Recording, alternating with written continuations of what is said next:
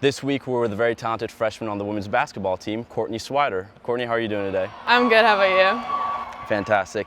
Thank you for coming on the show today.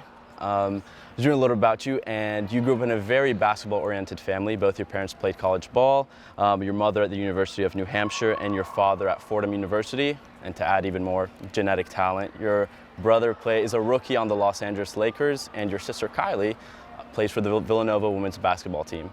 Can you tell me a little bit about what that was like growing up in such a basketball-oriented family?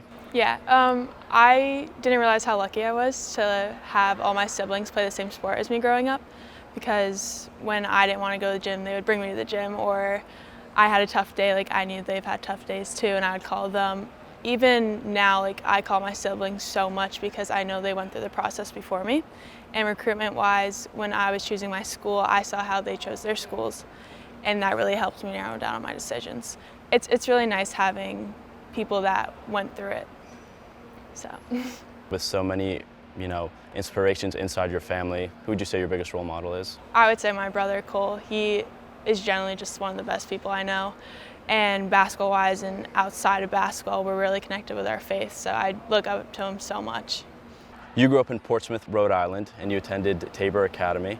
And if you're anything like me, I don't have very much knowledge of New England, so I had to look up what that was, but it's actually in Massachusetts. Yeah. So what was it like going to a boarding school from such a young age? I loved it because I felt like I got to experience living on my own at a younger age, so when it came to choosing my college, I knew I could go 11 hours away from my hometown rather than staying closer than a lot of people from my hometown originally did. So with that, I grew up so much in a short span of time, and especially with COVID, we were not allowed to leave campus, so it really made me become a better person. And with that, I can now say I'm more confident living on my own up here. So. And while you were there, you helped your team to a championship title. What was that experience like? So actually, both my siblings lost in the championship games before, so after they lost, I was like, guys, don't worry, I'm gonna win one at least one time in my career at Tabor. And thankfully I did it. And I remember after the game, and I started crying because I felt so much just sense of joy, because you put in all this hard work with all your teammates. And the year before we had COVID, so we were only practicing, no games, and it was all leading up to that moment. And I just felt such happiness, especially for our coach, who he had so many times where they were right there and they ended up losing by a buzzer beater, so just being able to win that for him felt really, really good. That's incredible. Hopefully that's something you can replicate here at Richmond. Hopefully. And you said in another interview that you did a while back that you saw a lot of Tabor Academy in Richmond. Can you talk to me a little bit about what you meant by that? Tabor Academy is just a very small community, and everyone shows up to each other's basketball games. For women's basketball, we had the stands full, and that's not really normal for a lot of high schools. So I wanted to go somewhere where I felt like there was a sense of community like that, and I would know people walking around campus and not be on a campus that's so big that I'm I've never seen you before. So I really saw that here, and that was one of the main decisions why I chose this school. Sports brings so many bright moments in people's lives, such as winning championships, but there's also a big mental toll with the pressure. What has that been like, playing sports from such a young age? Yeah, I think starting from such a young age, it's you don't really know anything different. I think I was really lucky because, like you said, my parents had experience and my older siblings, so they sort of led the way. During high school, I really found my faith, and that's really helped me every single day, especially here when I have a bad day. I'm everything's happening for a reason, God has a plan for me. And I'm really just trying to go with that mind process. And I think one thing for me is just getting 1% better each day. If I can get 1%, then I know that I'm making progress.